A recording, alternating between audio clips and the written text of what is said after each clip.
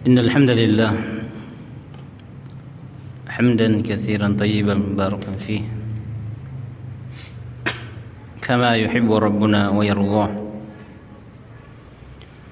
وأشهد أن لا إله إلا الله وحده لا شريك له إقرارا به وتوحيدا وأشهد أن محمدا عبده ورسوله صلى الله عليه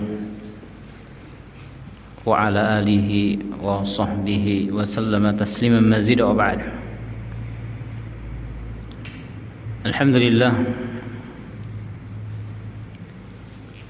kembali kita memuji Allah Subhanahu wa taala serta bersyukur kepadanya atas taufik dan takdir Allah Subhanahu wa taala sehingga kita bisa memenuhi panggilan azan untuk melaksanakan salat maghrib secara berjamaah, yakni di Masjid Al-Amin Langa-Langa. Kemudian kita lanjutkan dengan majelis ta'lim. Insyaallah kita akan lanjutkan pembacaan kitab Al-Fiqhul Muyassar fi Dhaw'il Kitab wa Sunnah, yang kita masuk dalam pembahasan Kitabun Nikah wa Talaq. Pada pertemuan sebelumnya kita telah memasuki permasalahan yang keempat, yaitu menerangkan tentang hukum-hukum khitbah, hukum-hukum pelamaran dan adab-adabnya, di mana kita sudah membacakan 2 poin dari apa yang dibawakan oleh penulis rahimahumullah. Yang pertama yaitu bahwa haram seorang muslim melamar wanita yang telah dilamar oleh saudaranya, ya, saudara sesama muslim. Nah, karena ini akan menimbulkan rusaknya hubungan di antara mereka berdua dan bahkan akan muncul permusuhan. Kemudian yang kedua, haram secara tasrih, secara terang-terangan melakukan pelamaran terhadap wanita yang sedang menjalani masa iddahnya ketika dia ditalak bain oleh suaminya. Nah, berarti boleh dengan sindiran, ya, boleh dengan sindiran. Jadi kalau ada seorang wanita yang sudah ditalak 3 oleh suaminya dan masih dalam masa iddah, kemudian ada laki-laki yang mau melamarnya, maka tidak boleh secara sharih, secara terang mengatakan saya mau melamarmu, ya kan?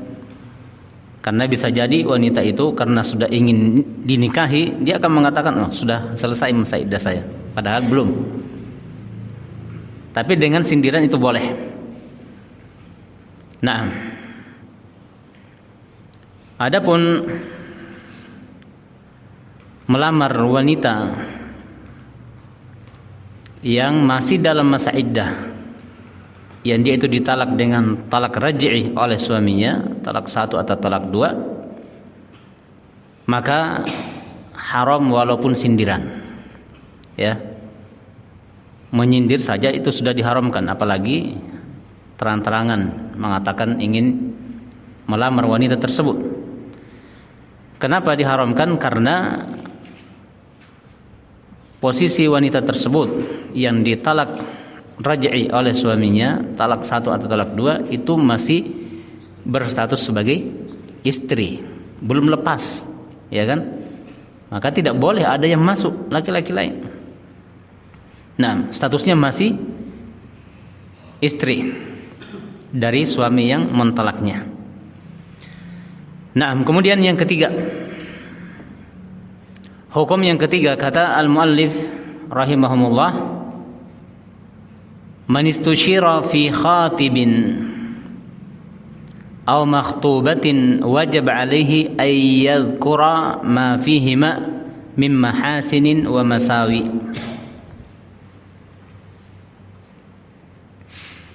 Siapa yang dimintai pendapat, ya, dimintai pendapat tentang laki-laki yang melamar, umpama orang tuanya bertanya kepada dia, bagaimana laki-laki itu, ya, yang datang ke rumah mau melamar putri saya, ya, bagaimana keadaannya? Maka orang yang dimintai pendapat ini harus menjelaskan, ya, harus menjelaskan. Bahkan di sini dikatakan wajib alaihi ayyadhkura ma fihima, wajib untuk dia jelaskan apa yang ada pada orang yang melamar ini dari kebaikan-kebaikan ataukah keburukan-keburukan. Jelaskan semuanya, jangan ada yang disembunyikan. Apalagi mungkin ada penyakitnya, ya kan?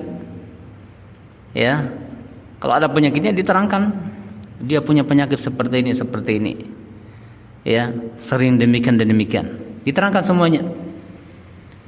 Aw makhtubatin, ataukah dia dimintai pendapat tentang wanita yang dilamar, ya, bagaimana pendapat kamu? Saya melamar putri Pak ini, namanya Fulana, ya, bagaimana dia?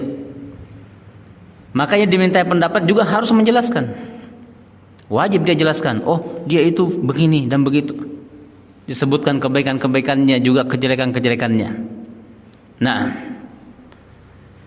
wala yakunu dzalika minal ghibah, dan ini tidak termasuk kategori ghibah. Ya. Tidak termasuk kategori ghibah. Sebagaimana kita telah sebutkan tentang kisah Fatimah bintu Qais. Fatimah bintu Qais ketika dilamar oleh dua sahabat. Fatimah bintu Qais dilamar oleh dua sahabat, Abu Jaham dan Muawiyah. Lalu Fatimah bintu Qais meminta pendapat Rasulullah sallallahu alaihi wasallam.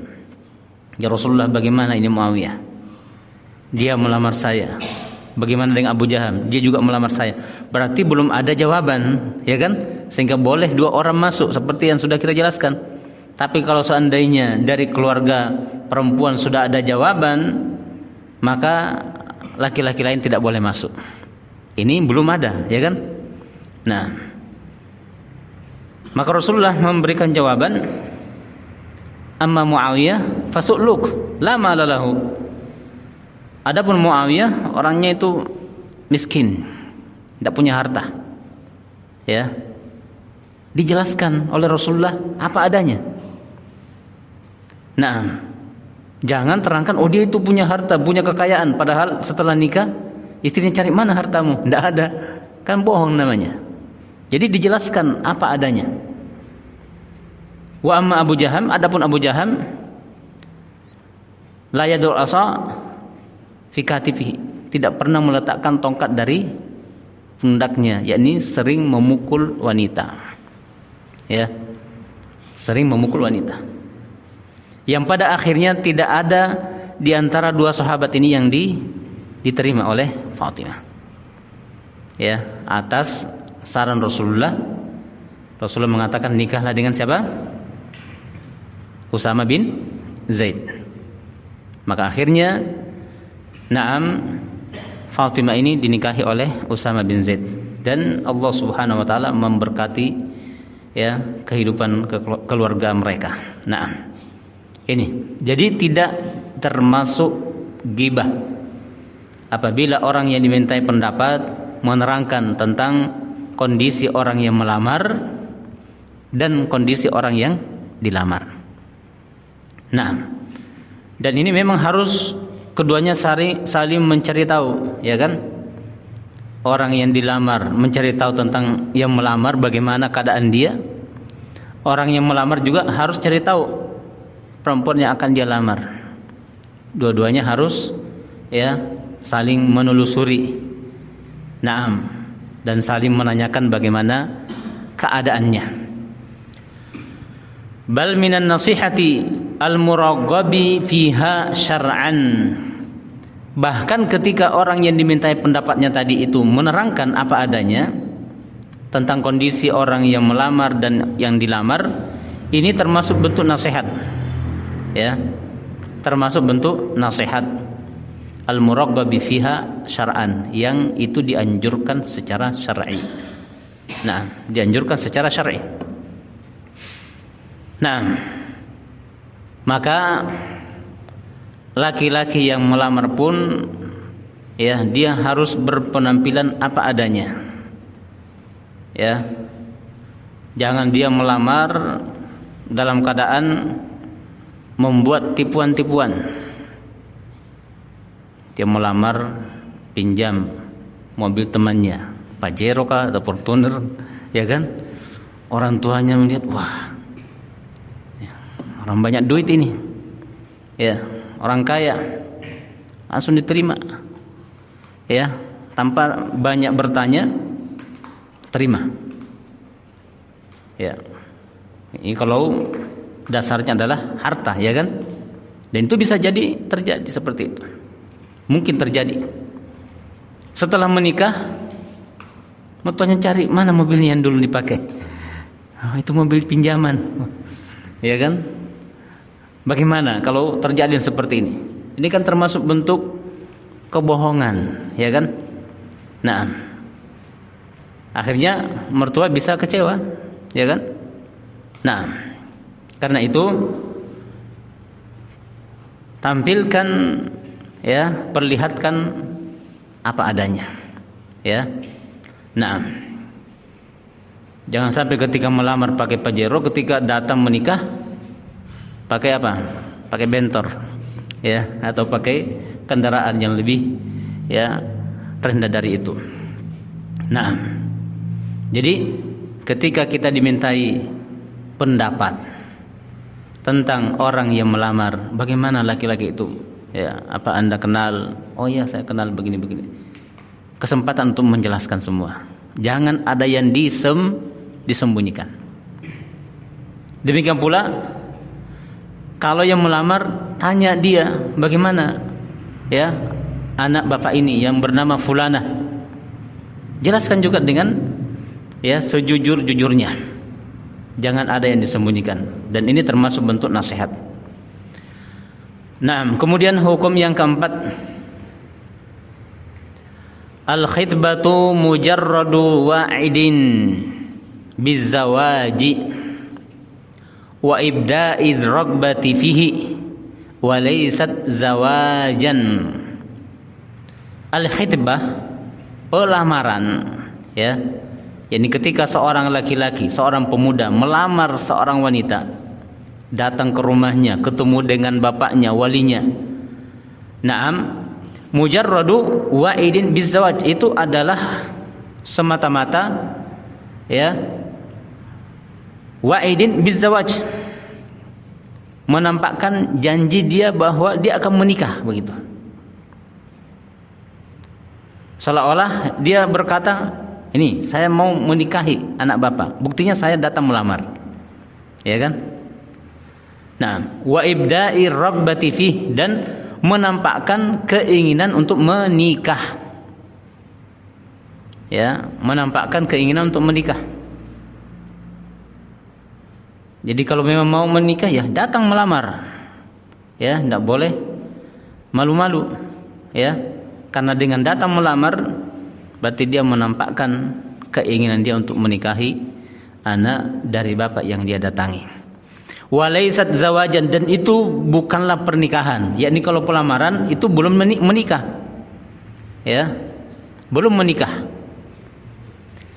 Lidza yabqa kullum minal khatibi wal makhtubati ajnabiyan 'anil akhar. Karena itulah yang melamar dengan yang dilamar tetap posisinya sebagai apa? Orang asing. Ya.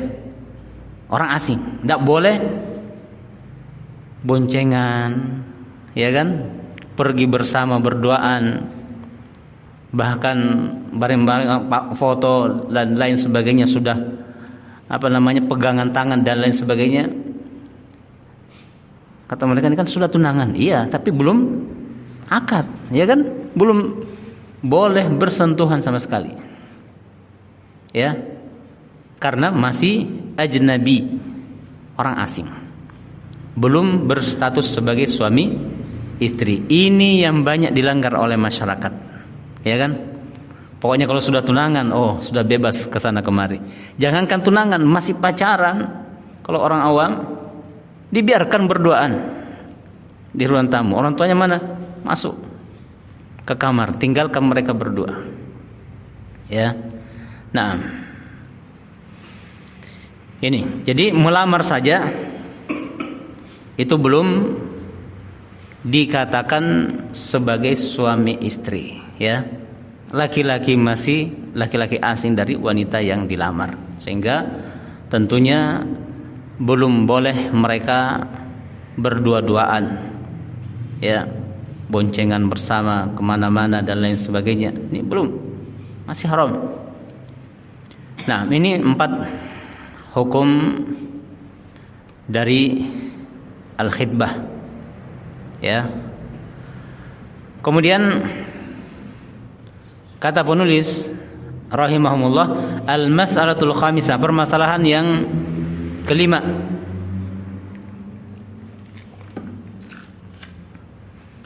Permasalahan yang kelima.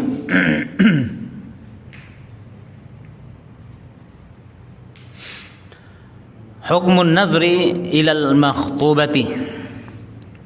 Hukum memandang kepada wanita yang hendak dilamar. Ya.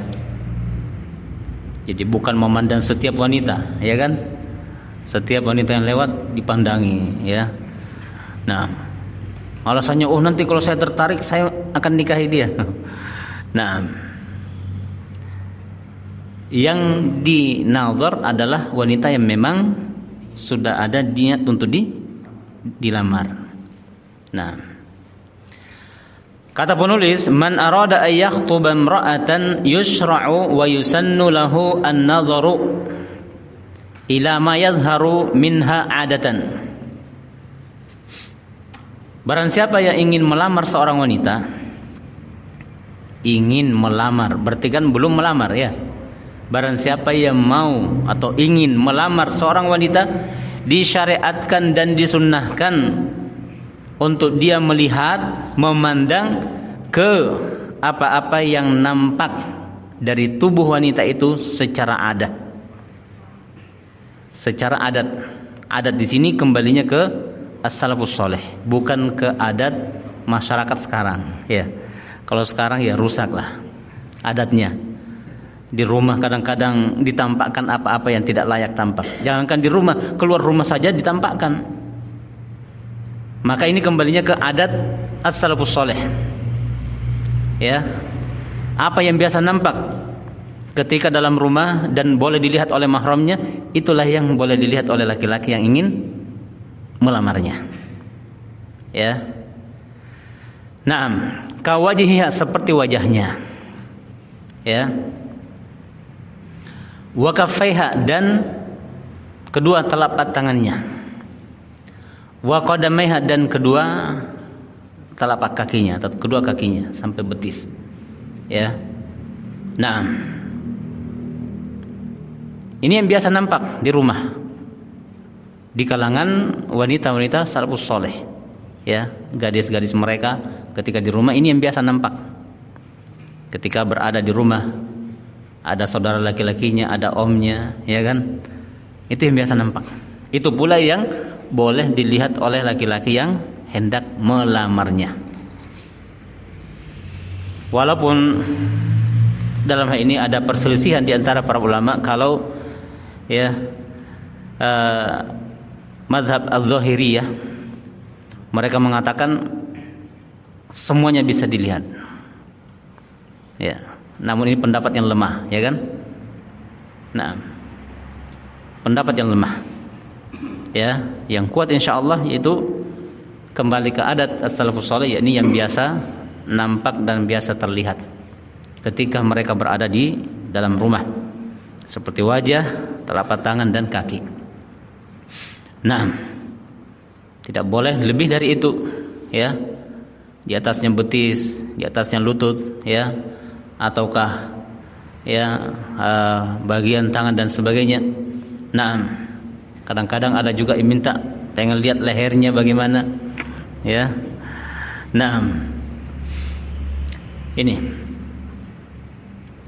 apa dalil yang menunjukkan demikian? Li hadithi Sahal ibn Sa'ad radhiyallahu anhu, anna imra'atan ja'at ila an-nabiy sallallahu alaihi wasallam qalat ya Rasulullah ji'tu li ahabalaka nafsi fasa'ada an-nadhara ilaiha wa sawabahu thumma taqta'a ra'sahu.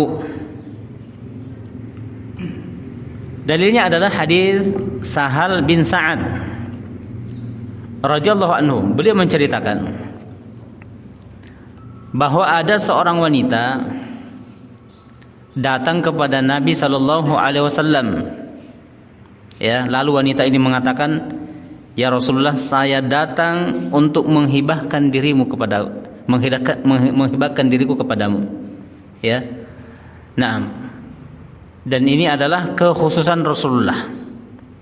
Kita tidak boleh datang wanita menghibahkan diri kepada kita untuk dinikahi, langsung kita nikahi. Ya, wanita menghibahkan diri, yakni dia rela dinikahi tanpa mahar. Itu namanya menghibahkan diri. Dan ini adalah kekhususan Rasulullah. Ya, kekhususan Rasulullah. Di dalam Al-Quran diterangkan hal itu.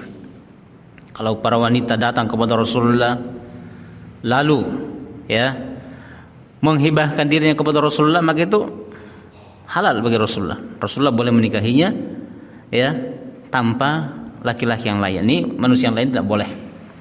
Nah, wanita ini datang kepada Rasulullah mengatakan, "Ya Rasulullah, saya datang kepadamu menghibahkan diriku kepadamu untuk kamu nikahi." Ya.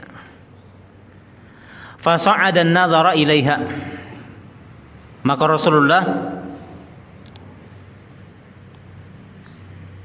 sallallahu alaihi wasallam mengangkat pandangannya kepada wanita itu, yang melihat ke atas, ya, wajahnya. Naam. Wa sawabahu, kemudian melihat ke bawah. Ya kan? Lihat wajah, lihat kaki, lihat tangan yang biasa nampak. Naam. Summa taqta'a ra'sahu, lalu Rasulullah menundukkan pandangannya. Lihat. Taqta'a ra'sahu, menundukkan pandangannya. Dan mengatakan cukup. Ya. Dan Rasulullah ketika itu memberikan alasan bahwa Rasulullah tidak punya keinginan untuk menikahinya, ya. Artinya tidak dinikahi oleh Rasulullah wanita tersebut. Dan datanglah sahabat yang lain, ya, menawarkan diri, "Ya Rasulullah, nikahkanlah dia denganku." Nah, tapi dengan mahar, ya kan, bukan hibah lagi, ya. Nah, jadi hanya untuk Rasulullah kaum wanita itu boleh menghibahkan dirinya kepada Rasulullah. Ini dinikahi oleh Rasulullah tanpa mahar.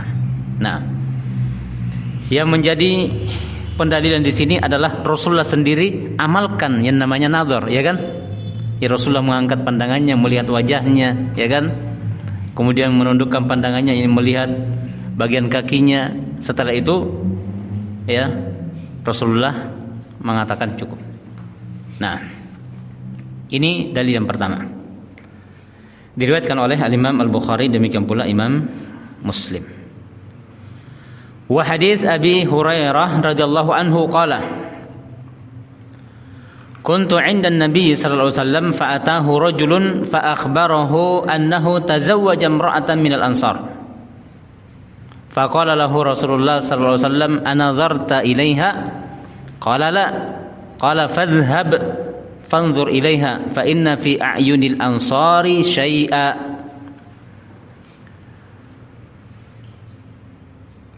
Yang kedua adalah hadis dari sahabat Abu Hurairah radhiyallahu anhu.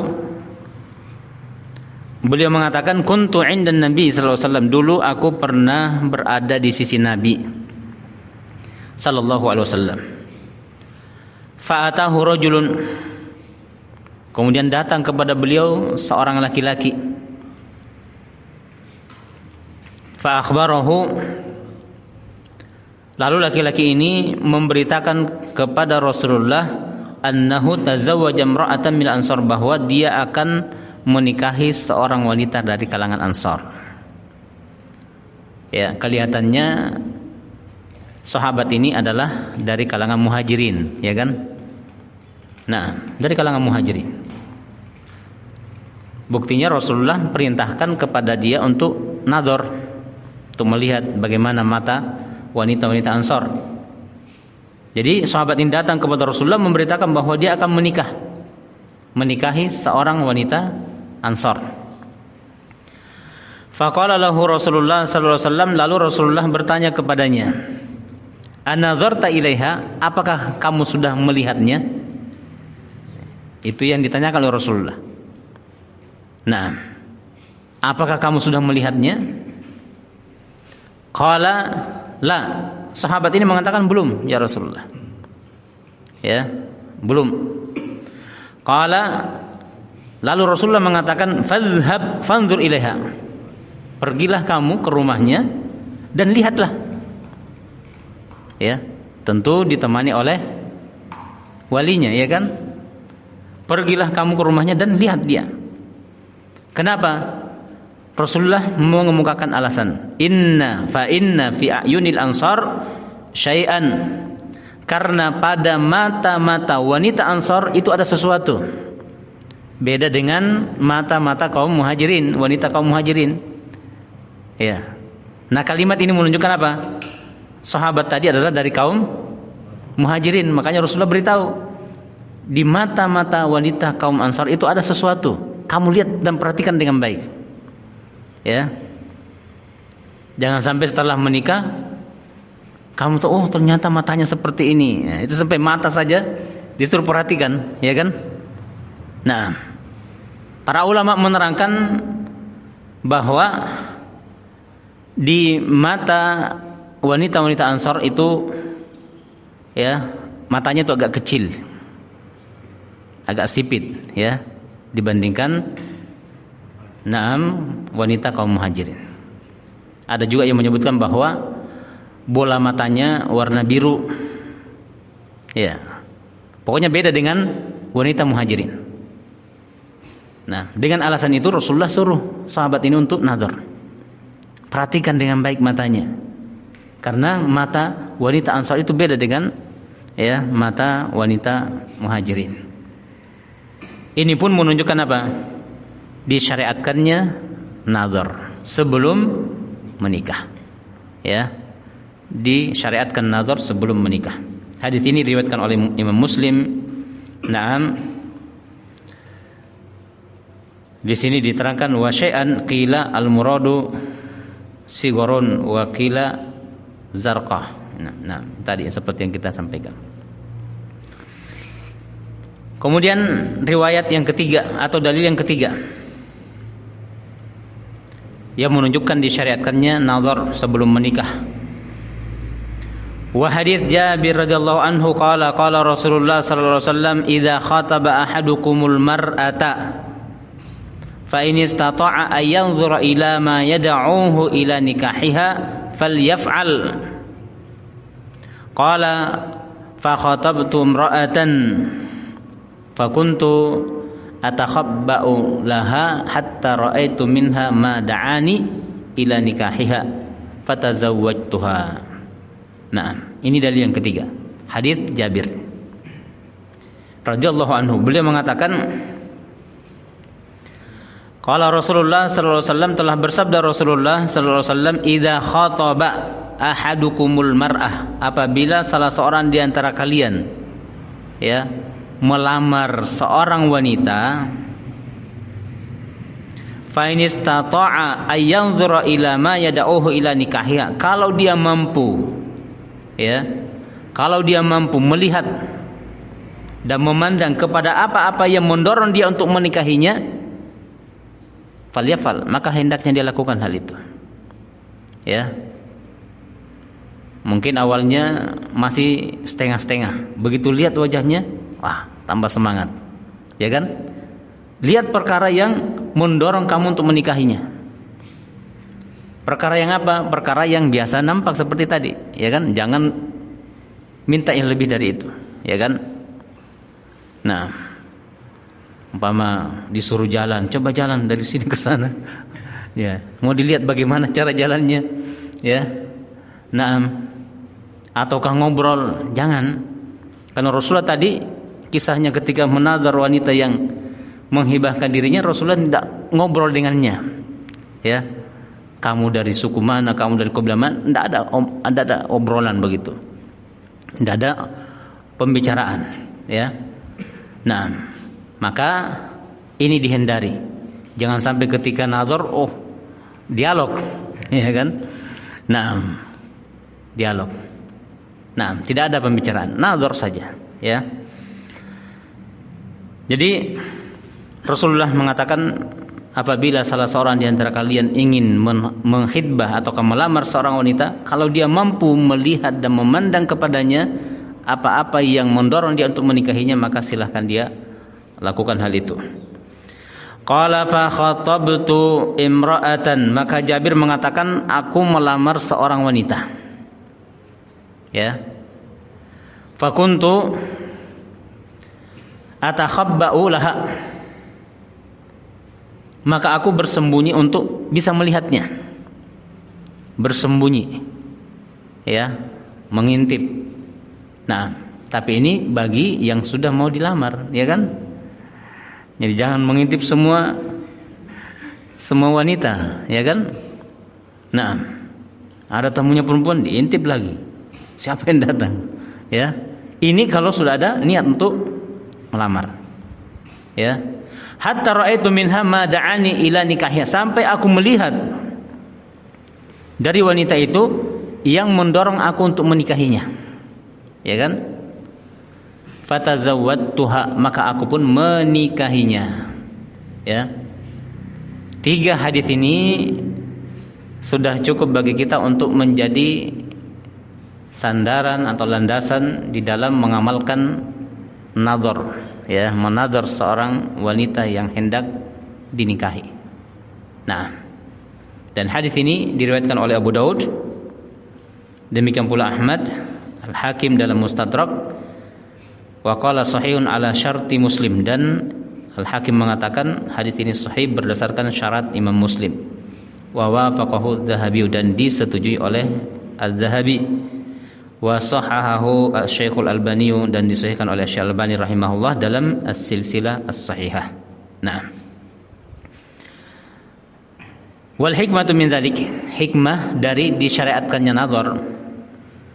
Naam, kata penulis, anna an-nadhara ad'a li hadwatiha fi nafsihi, karena dengan nazar, dengan seorang laki-laki yang melamar seorang wanita tadi, menazar, yang memandang ke yang biasa nampak, memandang wajahnya dan lain sebagainya yang bisa dilihat, ad'a li hadwatiha, ini lebih mendorong dan lebih memunculkan hasrat dia untuk menikahinya, ya, lebih memunculkan hasrat laki-laki tadi untuk menikahi wanita tersebut.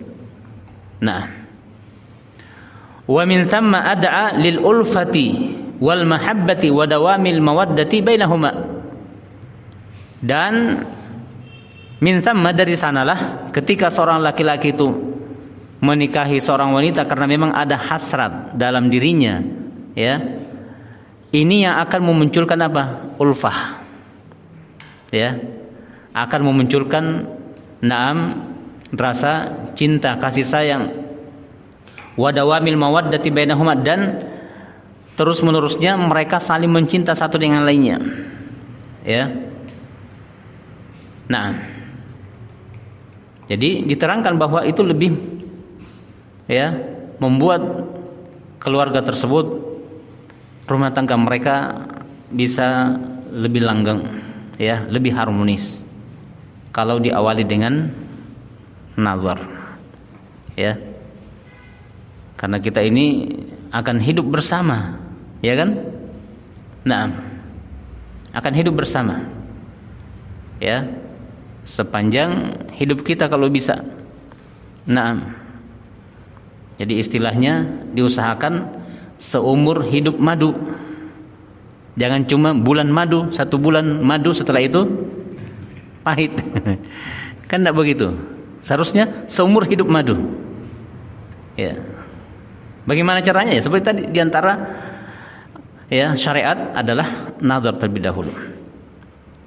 Sehingga ketika datang mau mengadakan akad nikah, bukan bayangan-bayang, oh bagaimana wajah istri saya nanti ini, ya, bagaikan membeli kucing dalam karung, ya kan? Tidak tahu bagaimana modelnya, bagaimana mukanya, bagaimana hidungnya, belum pernah lihat sama sekali.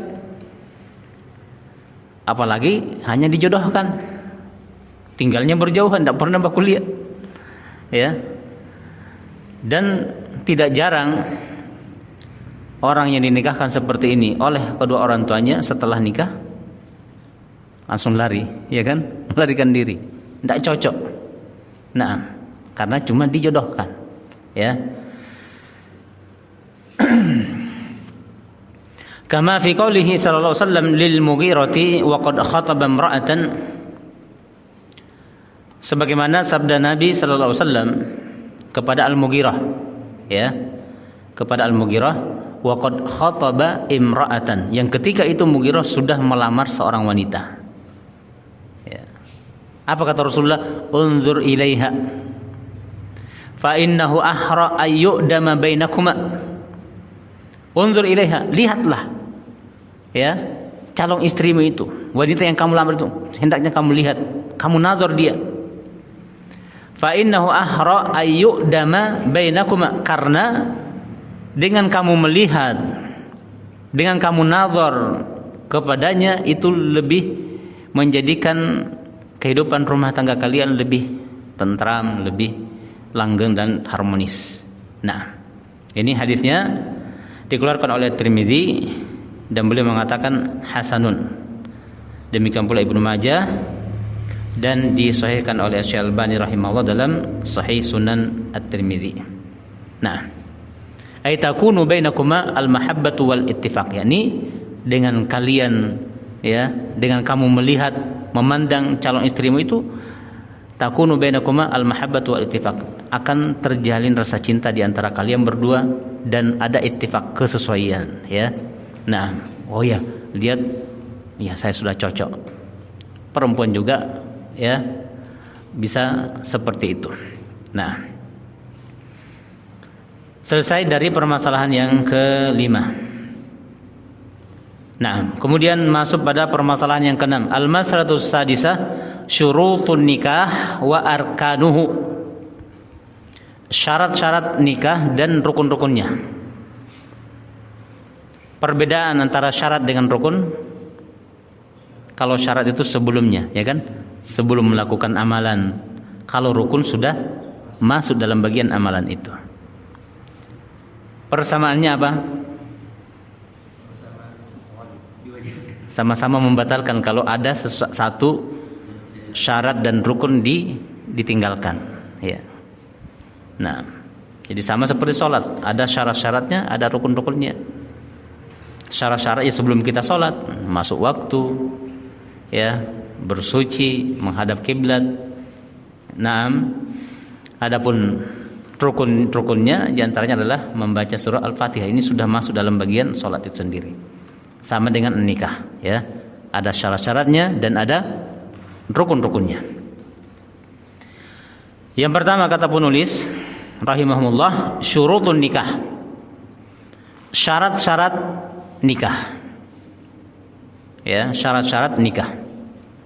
Yustaratu fin nikahi al-ati, disyaratkan di dalam menikah perkara berikut. Nah, yang pertama, kita selesaikan poin pertama ini. Yang pertama, ta'yinu kulli minaz zaujain, harus ditakyin, ditentukan siapa yang mau menikah Yang laki-lakinya yang mana? Anak keberapa? Harus jelas. Namanya siapa? Yang wanita juga seperti itu. Ya. Nah, jangan sampai ada seorang melamar datang ke orang tua si perempuan, saya mau menikahi anak bapak. Ya, beres. Tidak tahu yang mana, banyak anaknya. Ya, harus ditentukan. Si fulana. Ya. Nah, fala yasihhu aqdun nikah ala wahidatin la yu'ayyinuha. Maka tidak sah akad nikah ketika melangsungkan akad nikah oleh seseorang tanpa ditakyin, tanpa ditentukan yang mana orangnya yang kamu nikahi. Jadi harus ditentukan, ditakyin. Kakaulihi, seperti orang tua yang punya anak gadis berkata kepada laki-laki, zawwatuka binti, aku nikahkan kamu dengan putriku. Yang mana? Ya kan? Harus jelas. Nah, jadi harus ditakyin. Tidak boleh mujmal seperti ini. Ya kan? Saya nikahkan kamu dengan anak perempuanku. In kana lahu aktsaru min wahidah. Kalau orang tua tadi memiliki anak perempuan lebih dari satu.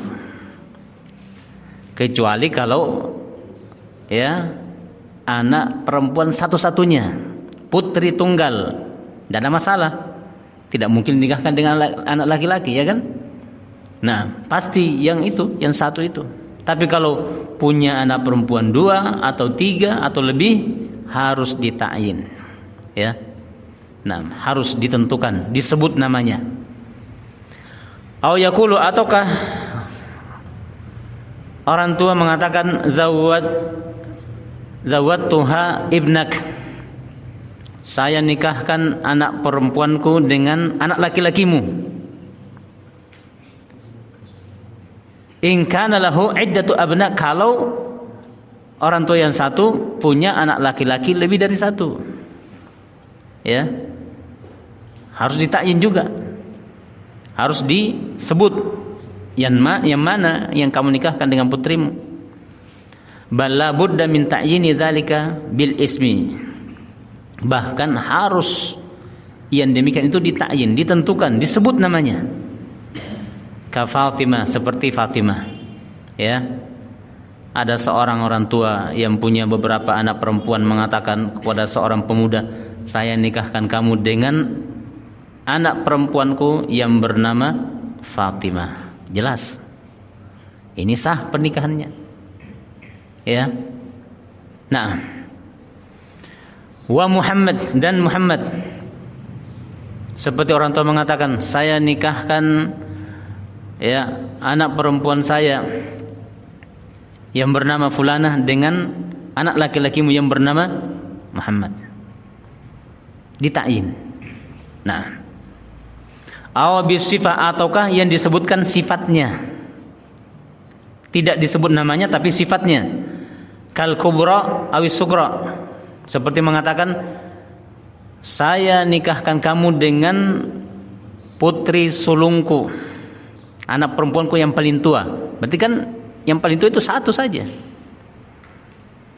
Awis sugra, atau mengatakan saya nikahkan kamu dengan anak perempuanku yang bungsu, yang paling kecil. Tidak disebut namanya tapi dengan sifat. Ada sulung, ada bungsu. Yang mana? Oh, yang sulung. Berarti itu yang dinikahi. Ini jadi harus ditakyin. Tidak boleh dengan global, mujmal. Saya nikahkan kamu dengan putriku, padahal putrinya 5 orang, 6 orang. Setelah nikah, yang mana ini istri saya? Ya kan? Nah, itu tidak sah pernikahannya, tidak sah. Jadi harus ditentukan, ya, harus ditentukan. Nah, syarat-syarat berikutnya insyaallah akan kita sebutkan di pertemuan yang akan datang. Adapun di pertemuan kita di kesempatan kali ini kita cukupkan, mudah-mudahan memberikan manfaat. Dan sebelum kita tutup, apabila ada yang ingin ditanyakan disilahkan. Wallahu a'lam.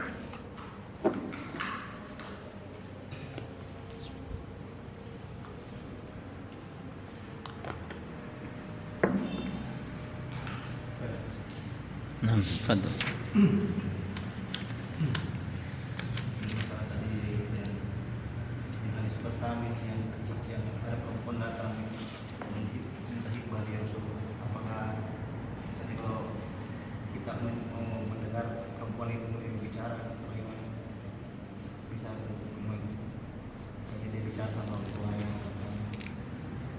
Bicara dengan perempuan yang akan dinikah ya, apakah bisa diminta untuk dia berbicara, apakah dia berbicara sama orang tuanya atau bicara dengan kita, ngobrol begitu.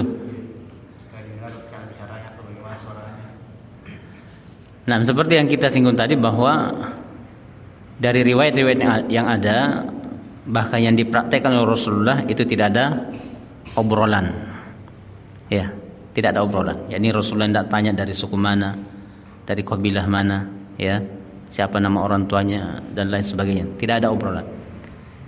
Tapi cukup dengan memandang, menazar. Nah, dan disebutkan oleh para ulama bahwa ini, ya, jangan dilebihkan dari yang kita butuhkan.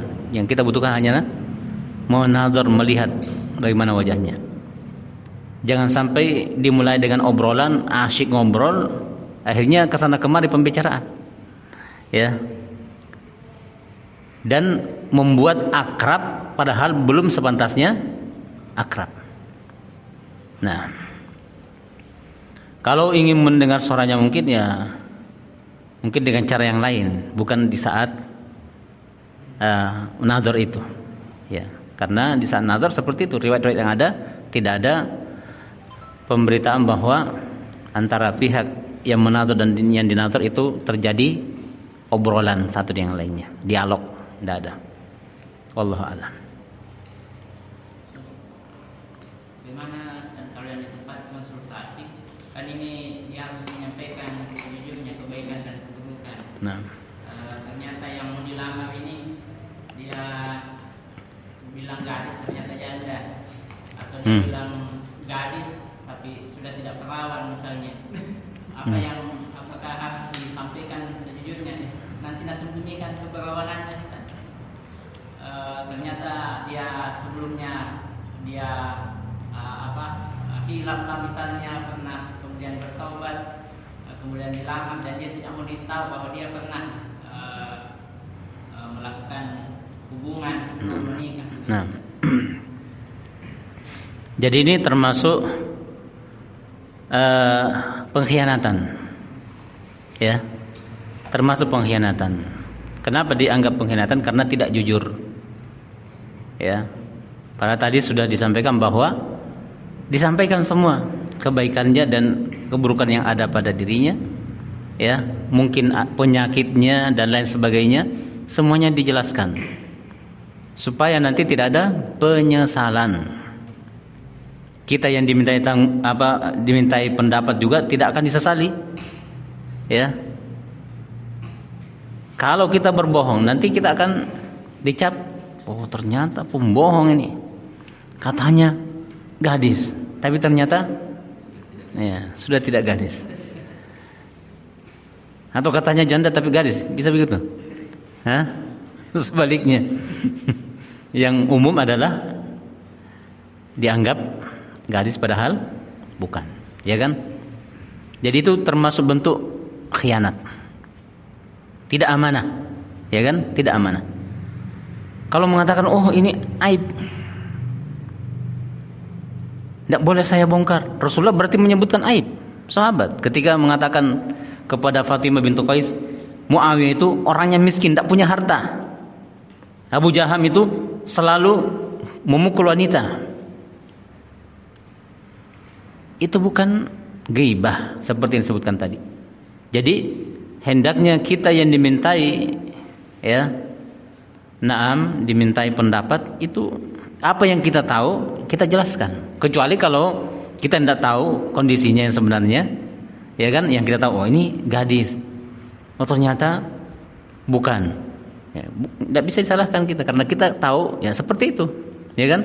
Jadi kita berikan jawaban sesuai dengan apa yang kita ketahui dari kondisi wanita tersebut, tanpa ada yang disembunyikan. Nah, tanpa ada yang disembunyikan. Karena ini terkait dengan rumah tangga seseorang, ya kan. Kalau kita bohong, khawatir di pertengahan jalan, ya mereka cekcok dan lain sebagainya, itu bisa jadi, ya kan. Gara-gara kita tidak amanah dan tidak jujur dalam menyampaikan apa yang sesungguhnya mereka yang akan menikah ini butuhkan, itu terus terang. Nah, wallahu a'lam. Mungkin sama pertanyaan dari Kak Ridho tadi, Ustaz. Tapi ini di posisi si pelamar ini, Ustaz, apakah diperbolehkan bertanya tentang perkara yang anunya, maksudnya status anunya itu, Ustaz? Apakah perawan serta dari sisi pelamar ini, Ustaz, apakah diperbolehkan bertanya bagian itu? Bisa, haknya dia. Ya. Cuma caranya untuk bertanya bagaimana ini harus jadikan cara juga, ya kan? Yang penting ketika kita menazar jangan di situ terjadi dialog, ya kan? Jangan terjadi dialog, obrolan-obrolan. Ya mungkin kita mengutus orang khusus, ya kan, untuk mendalami hal itu. Ya. Tante kita ataukah saudara perempuan kita tak utus untuk lebih mendalami hal itu. Boleh seperti itu.